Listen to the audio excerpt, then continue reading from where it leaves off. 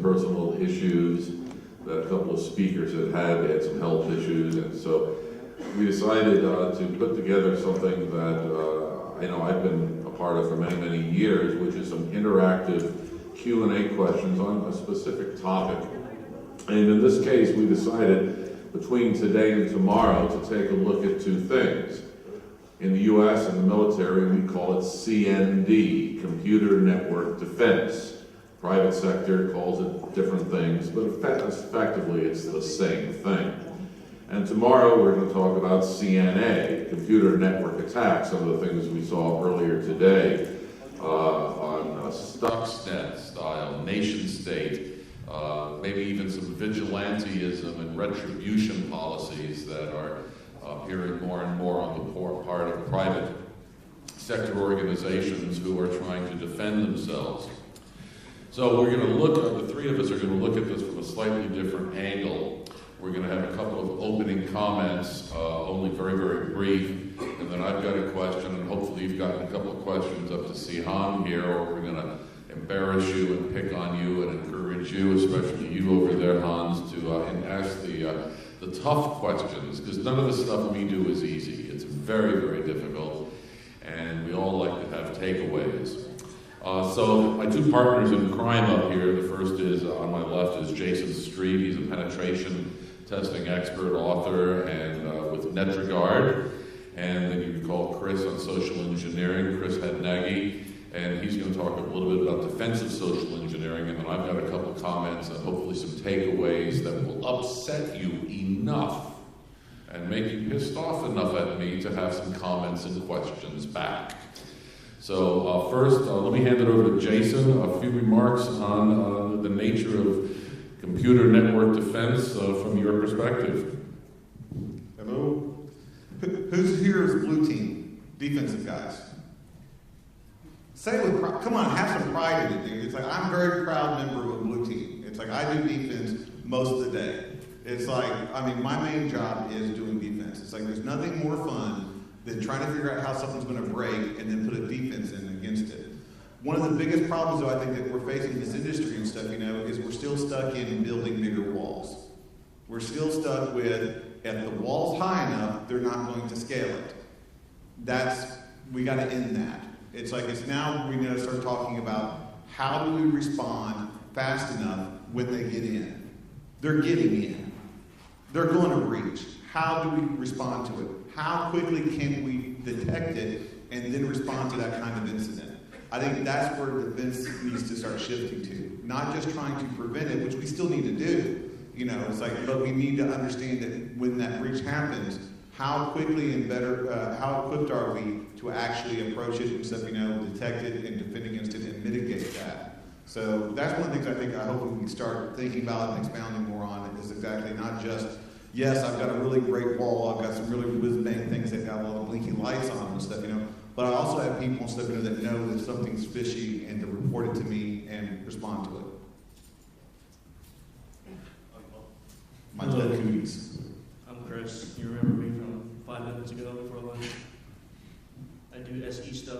I would rather hear questions from you as me blabbing about myself. Who cares, right? About me.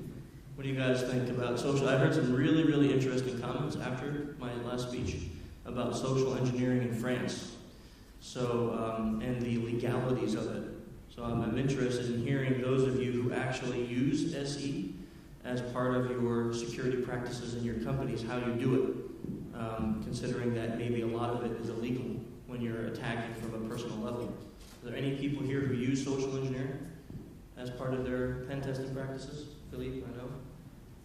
Gentleman over here. Only 2 of you? Really? The whole room? There's only 2 people who do SE?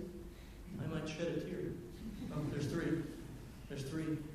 And one's a female, so we know that she gets in every time, because females are just naturally better at social engineering. We prove that on SE work. So the legality part of it, for the lady in the back, Philippe, and the gentleman up here, you own France? No, I know Philippe's in Luxembourg. Dutch? And you're from where? Central Africa. Ma'am, do you do SE here in France? Yeah, and here in France? And so, Central Africa, legalities, how does it work? I can speak in French. You could speak in the language you want. I won't understand you, but go right ahead. Hisham? I need Hisham. He's my translator. Hisham's my translator. So go ahead, speak in French, and he'll tell me what you're saying. Bon, c'est un domaine qui est en train de s'étendre. Donc actuellement, on est en train de voir comment on peut faire pour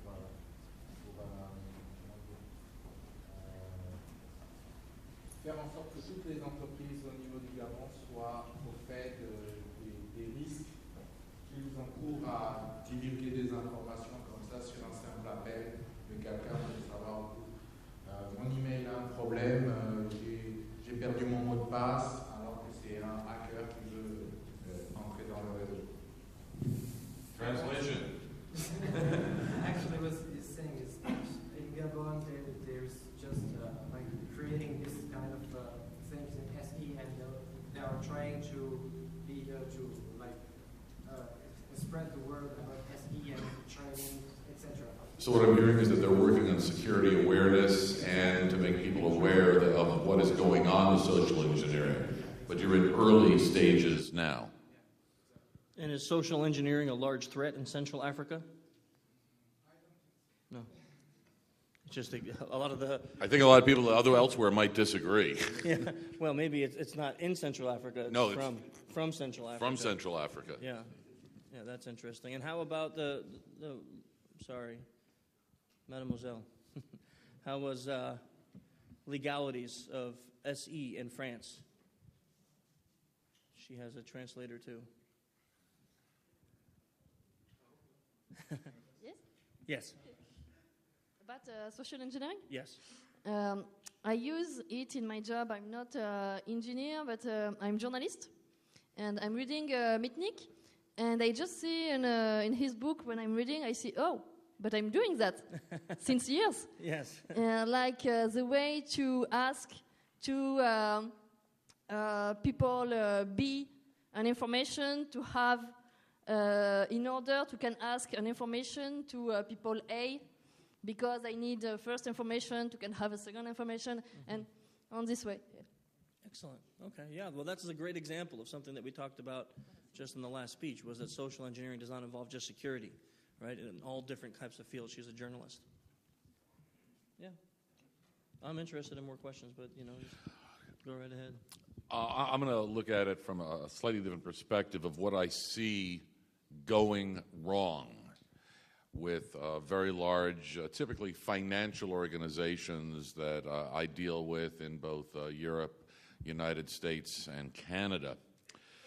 The point was made, Jayson said, they're going to get in. What do you do? Do you have a response mechanism? Fair enough. What I see is a couple of things. Number one, when they get in, suddenly nobody is in charge. Think about that. Who is suddenly in charge? Are you allowed to take down your data center without getting fired? How far can you go to protect your networks and the crown jewels, the special, mission-critical, sensitive data? How far can you go to what we call gracefully degrade your networks, disconnect enough of it, and then start a remediation, figure out what went wrong? So I see a lot of failure in that. The other area that I find failure in, and I'll be talking about this at Nuit de Haak, is that when you hire somebody, when somebody comes to work for an organization, they often, the HR, the human resources people, look for people who are successful. I successfully know how to make Cisco routers work. I can configure a checkpoint firewall. I can do this. I can do that. What we do not teach, nor do I believe that we look for enough in order to defend our networks, is those people who have been through very large failure. Where do we learn the most? Do we learn the most from success, or do we learn the most from failure? And I look forward to your comments on that. And then the third thing that gets involved in this whole area that we're in is I think we've gotten things entirely too complex. When we look at the computers that we give the worst people in the world, we give them to users. Do they need all of that power at their desktop? Do they need it to do the job? Or are there alternative technologies for the endpoint that will provide the same capabilities but reduce the amount of risk to the native infrastructure?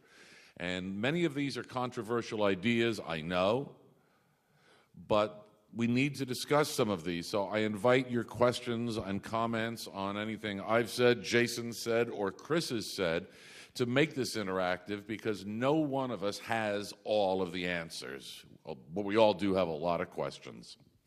So I'm going to throw this out to the audience. Comments, questions. Hans, I want you to start it off. Do I want to go back to mainframe?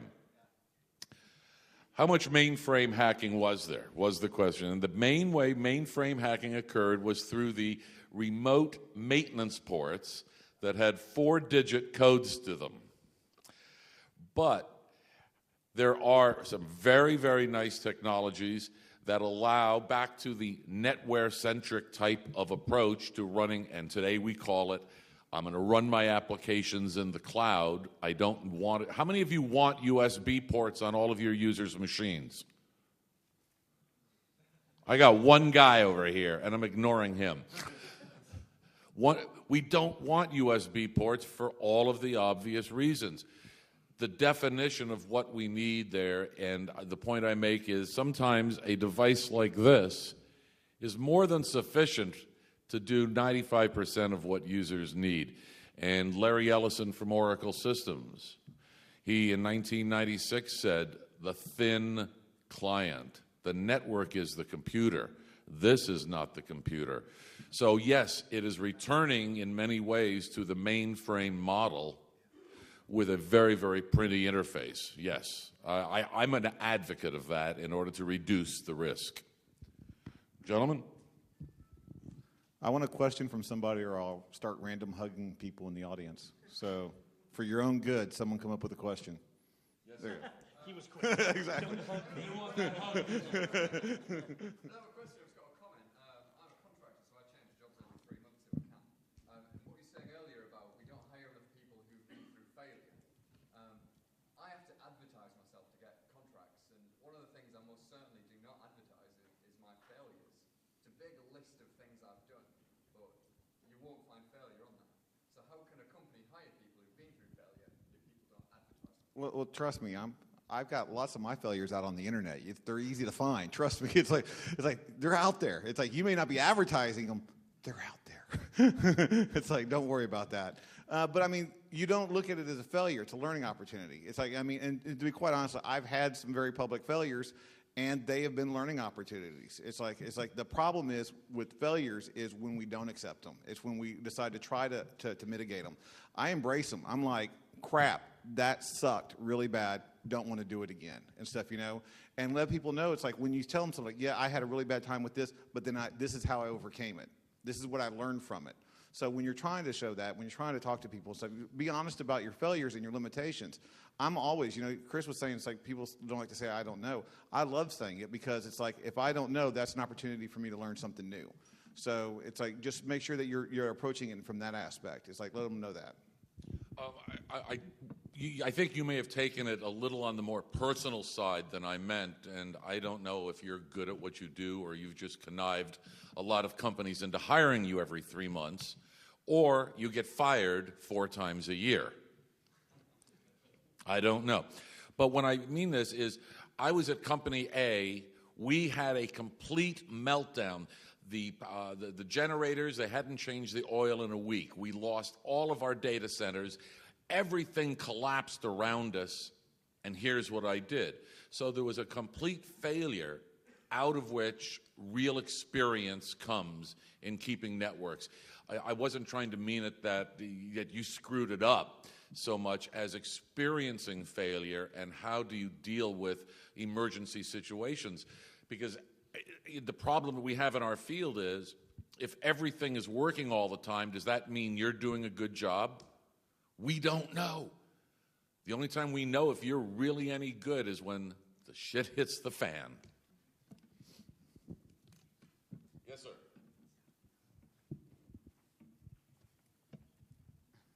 To pick up on the failure problem, I think we have to look at the bigger picture.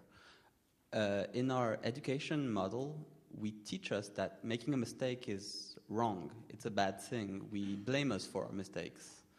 And I think in order to change the mindset of people regarding failure, we have to change it earlier in the education. And it's not only in our work area, but really in the globality of our system, of the educational system. Well, I think that ties into from the defensive infrastructure part. It's like, are you telling your users if they make a mistake that they will get in trouble for it?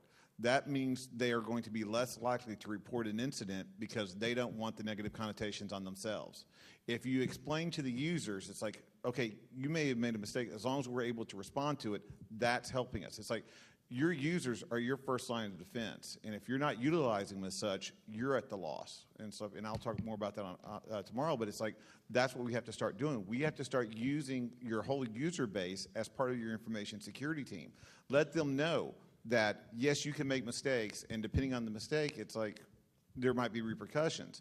But acknowledging that you made a mistake or something's not working right or you may have clicked on a link, and we've had employees tell on themselves and stuff saying, hey, I clicked a link in this email, it went to a site, but it didn't go through, this might be bad. And we would go and say, thanks for letting us know, we're reformatting your laptop, you'll get it back tomorrow, and thank you for that. But it's like, it lets them know that they did something bad, but they didn't lose their job, they didn't get written up, and there was repercussions and stuff. But it was helpful, and they got to thank you for being honest about it and letting us know. How many people have done something dumb?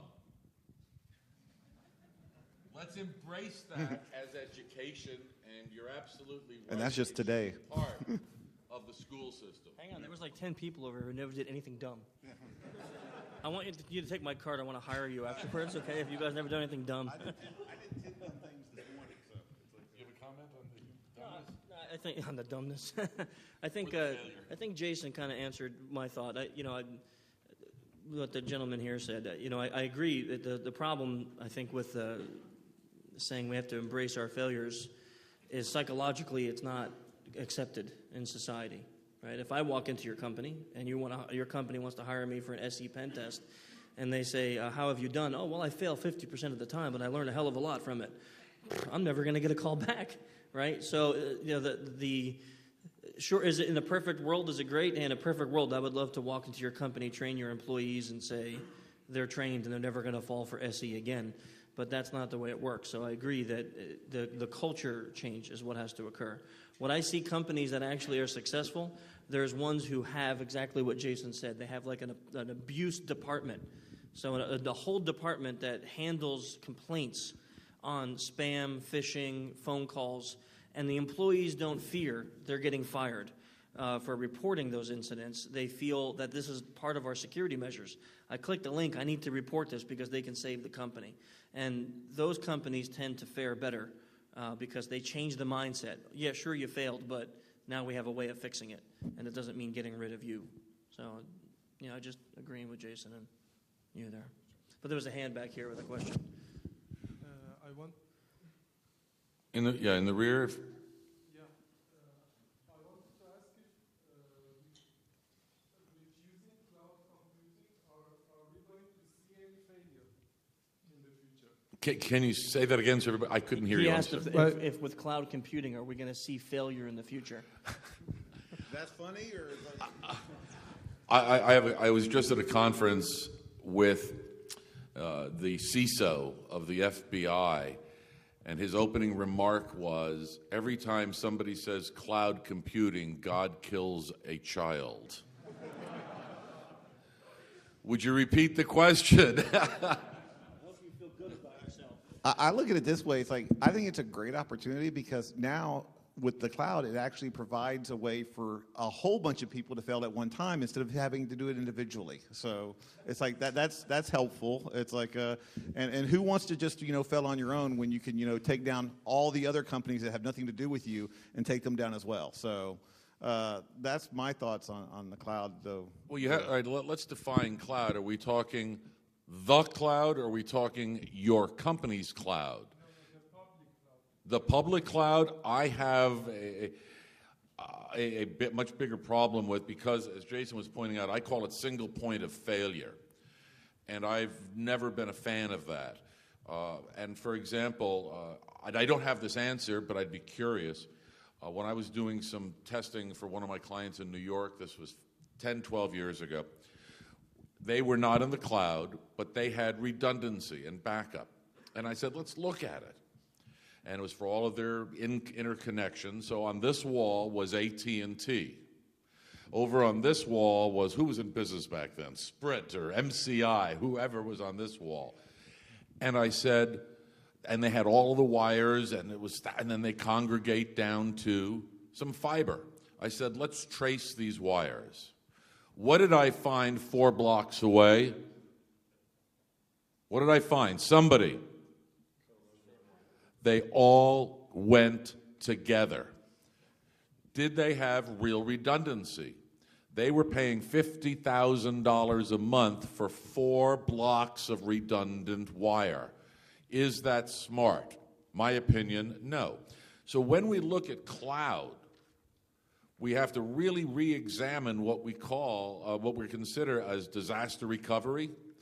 What form of it are we doing? Are the generators tested? And which brings up the co-location issue as well. How often do you exercise these things? And that's another criticism I've got. So on migration to the cloud, too many people look at it as either or.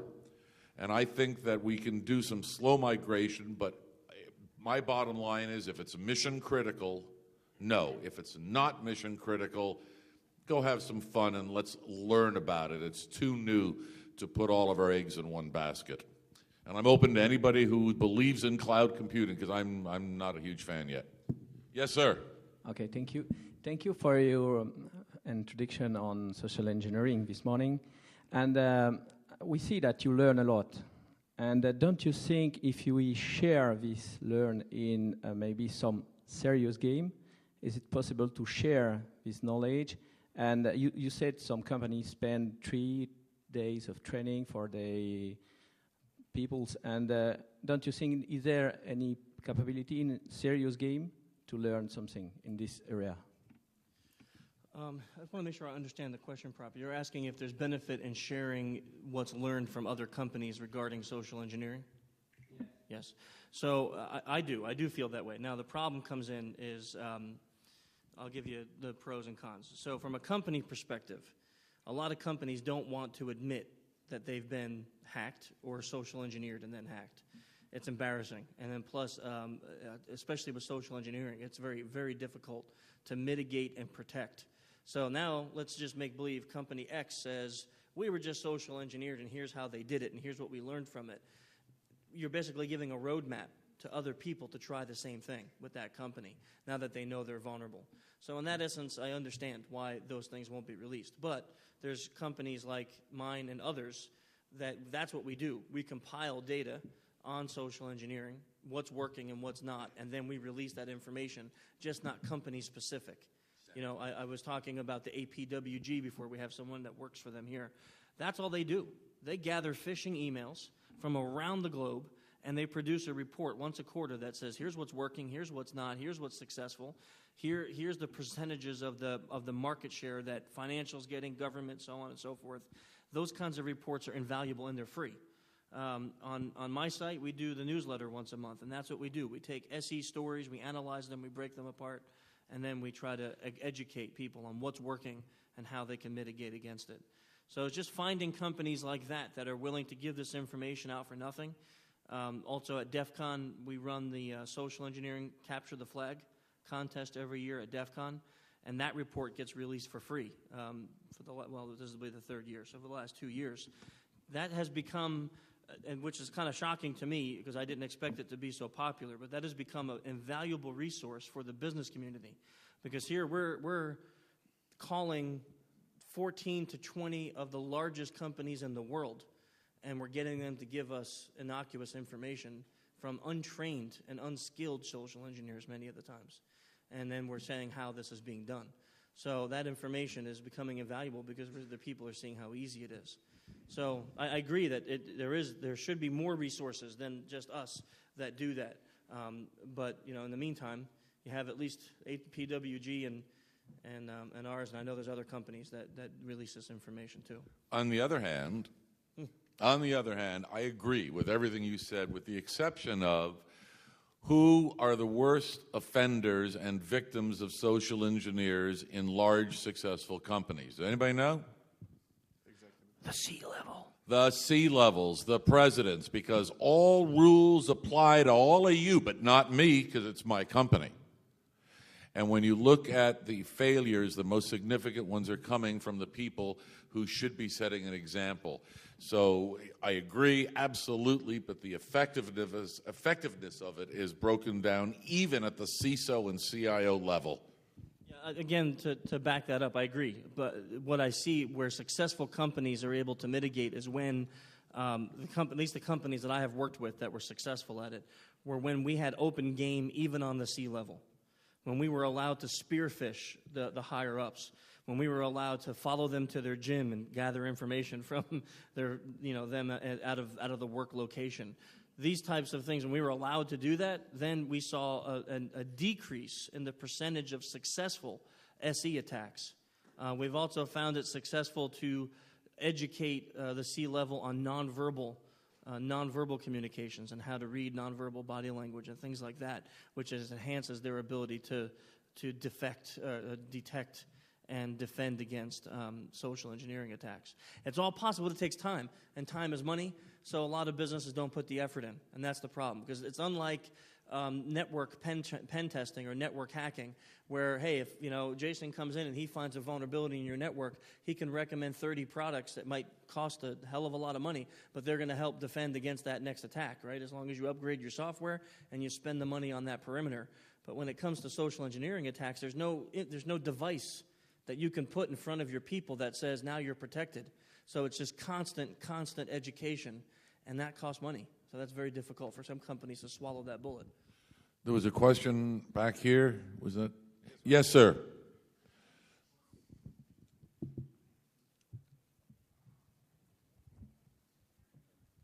Okay, today we still use network protocols that are 30 to 40 years old, so there's no security built in. And all we do in the last 10, 20 years is build on top. But in fact, we try to improve and have a very hard job to make the internet better than it is. Today it's crap. So is it a good idea to find a new set of protocols? Would this be a way? I mean, I'm aware of what it means. Let me make sure we're asking the question properly. You're asking if you think it's a good idea to redo all of the internet-based protocols because what we have today is insecure. I know what it means, yes. But if the old place is crap and we do not have essential improvements over the last 20 years, would this be a way out? No, because it's like as soon as you build the next new protocol and stuff, there's going to be vulnerabilities in it. It's like, I mean, as soon as you get the new, we got an IPv6, woohoo! It's like, every cell in my body can have an IP address. It's awesome. It's like, there's still going to be vulnerabilities in it and stuff, that's one of the problems. It's like, no matter what new protocol that comes out, it's like, you try to rewrite everything, RFC till it's dead, till you're dead. It's like, there's still going to be vulnerabilities in that. So why try to make something brand new when we've already shown with great, precision that we can't make the stuff that we've got good? So it's like, it's going to be mitigation. It's going to be trying to just do with the best with what we've got. There will be jump starts. There will be new protocols. There will be new things that come. I mean, if the mindset was just to make things better, we'd still be working with web. So it's like, there's been improvements. It's like people thought, maybe web isn't the greatest thing for Wi-Fi. And that was a good thing. So they came out with another one. That was hacked. Then there was another one. That was hacked. So there's going to keep going. It's like no matter what protocol you come out with, there's going to be vulnerabilities for it. There will be a way around it. So it's just best practices. Do what you can to protect yourself and understand when that threat's there. But the protocols and the design is not going to, I think, going to save you. Yeah, I completely disagree with that. That's awesome.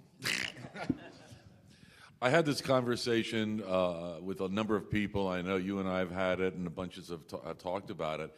And I've made the statement, which is not a very nice one, is we just need to start all over.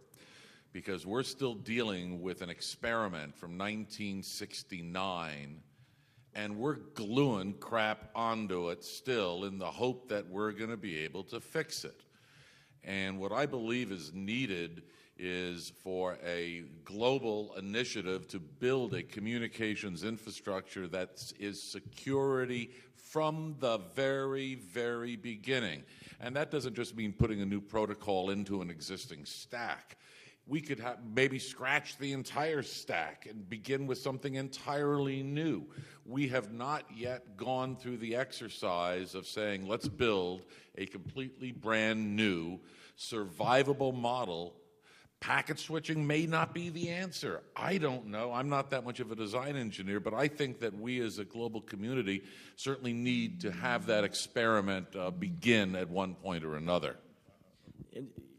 I'm going to just back up Jayson here because I think, I would love that if I could have like gold coins shoot out of my butt because that would be awesome and I'd be rich and then I would share it with the world. But the problem is that's a pipe dream, right? So is it perfect world? Can we have a brand new internet that was secure? Great. Wake up and let's smell the coffee because that's not going to happen.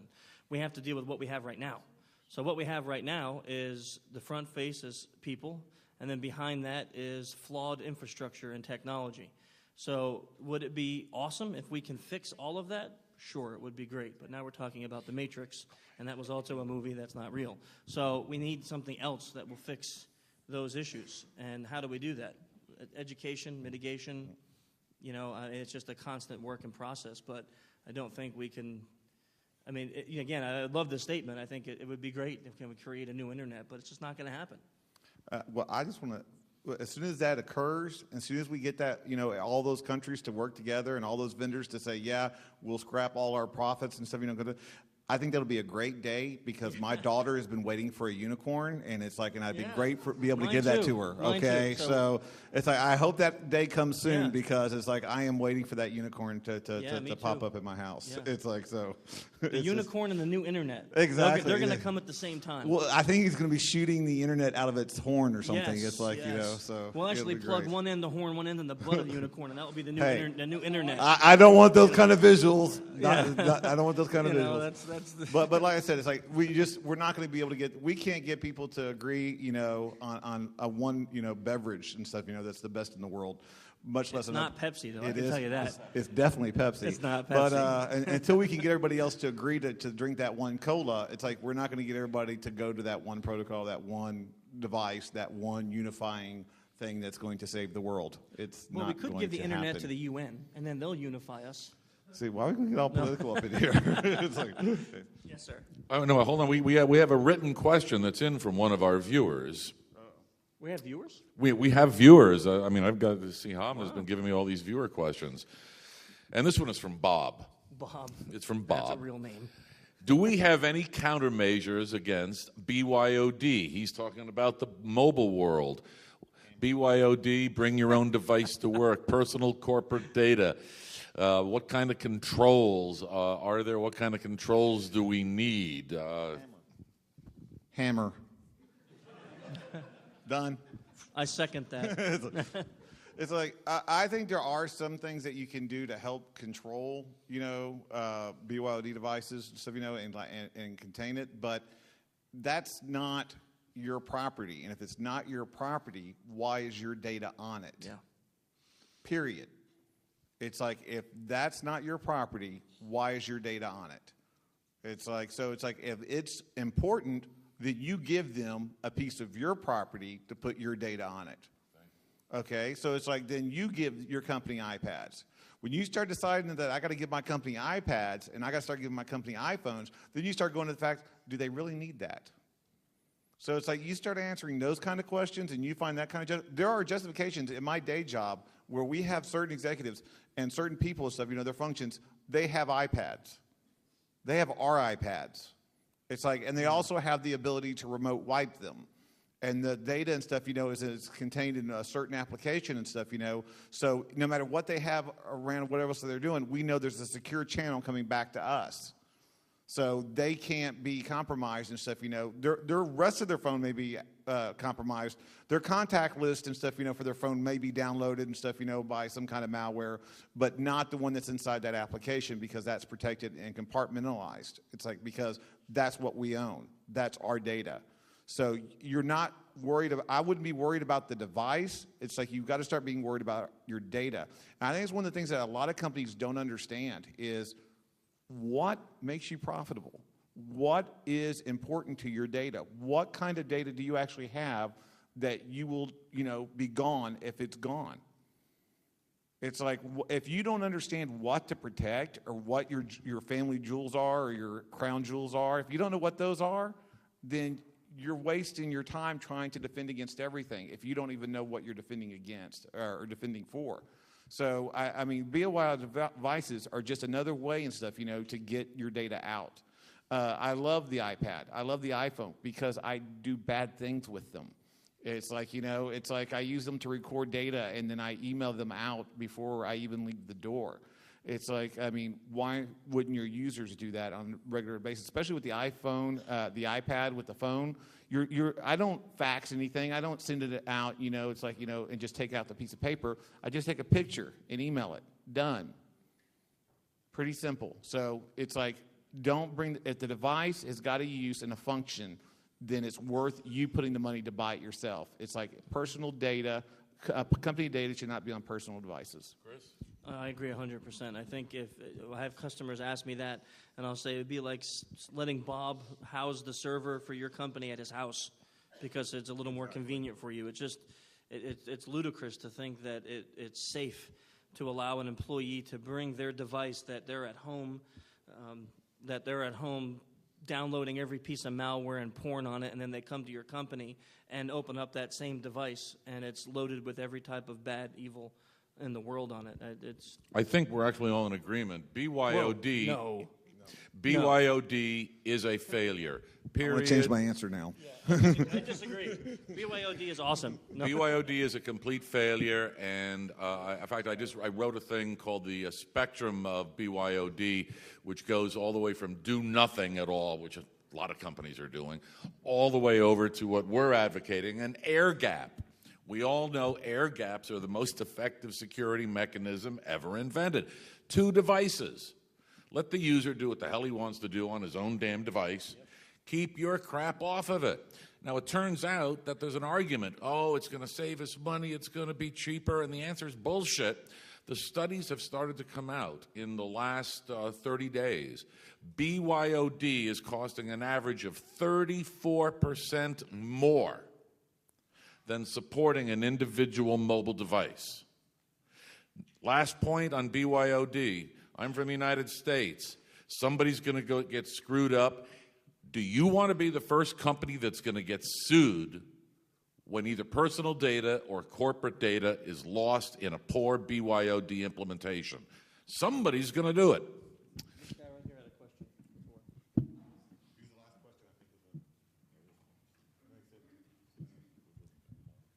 before. With Flame, we see all the security of Internet is based on the of the private key of the authority.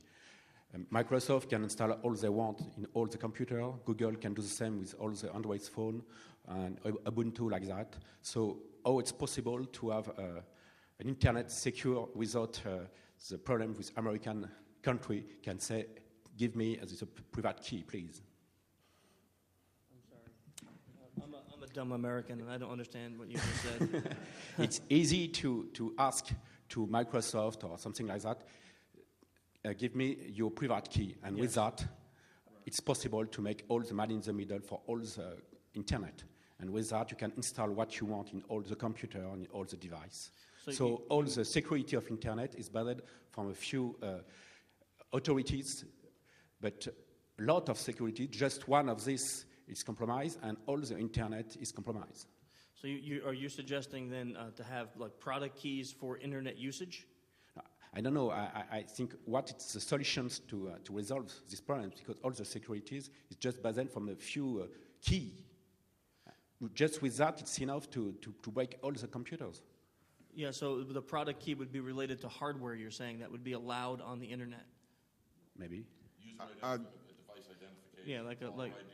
Yeah, like some kind of ID you're saying that would identify my computer as being allowed onto the web. Yes, maybe, but the problem is Microsoft can upload a new applications in my computer, and it says it's a good software, so I can say yes. No, but maybe no. It's just a software come from I don't know, another country and would like to attack my computers. Okay, I don't want to come off like the paranoid porn surfer or anything, okay? But I don't want everybody in the world at every other company know exactly which websites I'm surfing to every single day. I don't want them to know exactly where I go and who I communicate with my emails, because, see, that's the problem. It's like, I'm one of the guys that's like, what we've got is flawed. What we've got doesn't work totally the way it should be. I can live with that. I'm not sure if I'm understanding it, though. It's like, I think clearly. he's trying to advocate, and correct me if I'm wrong, but you're trying to advocate product signing and stuff, a product ID, so when you're on the internet and stuff, you know that the things are secure. But see, that's identifying. I don't want to be known on the internet. It's like, obviously I failed at that, but it's like, but we don't want, when it comes to individual privacy, yes, we give up a lot. I give up a lot of privacy on Facebook and on Twitter and stuff, that's my choice. It's like when we start taking it to the point where it's like, because who else has that database? Who else is going to have access to those kind of records and see exactly where you're going? No, Jayson. You want to go to porn sites all day long? God bless. What he and we've talked about this for 20 years. At one point, I don't know if I don't God care. blesses that. I'm just not sure. If I'm running a bank, I want to have a higher level of confidence of who I am talking to and communicating with. I agree. If I'm going to porn sites, if he's going to porn sites, I said I'm not that guy. if he's going to porn sites, maybe the porn site company doesn't care. Maybe they will allow anonymity. And I think that one of the things that we're going to see over time, perhaps, is a higher degree of user authentication for security applications, and maybe make differentiation between I will allow anonymous people, I will not allow anonymous people, but that's going to be a business decision. And then the government's going to get to control the database, and then it's like all over. He is a paranoid American. Is that what you were asking? Is that what you were asking? Because I feel like we misunderstood your question. Were you asking that, or were you on a different thought? I don't want to sound paranoid. Do you speak French? Can you say it in French, and then Hitcham will tell us if we're right. And I basically want to say something. Let's face it. Eventually, at some point, stuff, the government's going to get you with it. Okay, that's all I'm trying to say. Not that I'm trying to be paranoid, but conspiracy much? Hey, I'm just saying that's what happens. I just want to make sure we answered the question right. So. Ce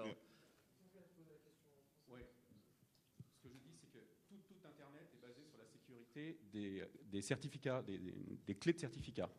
Et que du coup, il suffit de demander à Microsoft, donnez-nous la clé privée, et hop, on peut installer ce que l'on veut. Pareil chez Google, pareil chez Ubuntu, pareil. Et donc toute la sécurité globale d'Internet est basée sur l'ignorance ou la présence de clés qui sont possédées par les entreprises privées. So we misunderstood, right? Zootala. I don't know what that means, by the way. I just think it means like. But we had a good rant, yeah. So I mean. Actually, what it's meaning is more like the predominance of big companies like Google, like Microsoft, etc. And they have some backdoors like using private keys, etc. Having this kind of security of the internet, if this kind of company is compromised, how can we protect ourselves from this kind of internet? You ever hear of Evil Grade? Evil Grade was an exploit that was released 2 years ago. It basically hijacked your DNS for a company. So if your company went to, Adobe to update it just rerouted you. It looked like an Adobe thing, but it downloaded the software that hacked your computer and allowed everyone access. Protection: don't use the internet. On that note, we're going to wind down. I'm going to ask for 1 minute. 1 minute. Don't use the internet. Keep 2 devices, don't use the internet for one of them. In 1 minute or less, give everybody here something that they can go back to their respective organizations with that will help them protect and defend their network. 1 minute. We need some Jeopardy music. Exactly. I think the best thing that you can do to help your company and stuff, when you go back to them and stuff, is ask C-level executives. It's like, what do we do to make money? What do we do to make money? How do we make money? What is our business model? And if what is our business model, what do we use to generate that product, that business? Figure out what that stuff is, then protect it. Figure out what you're doing to make the money and stuff, and then protect it. It's like I tell people, I used to start off, when I started in security, I was totally wrong. It's like I would go off like, I didn't care if you were in a donut shop or, a financial institution or the government. I'm just here to protect it.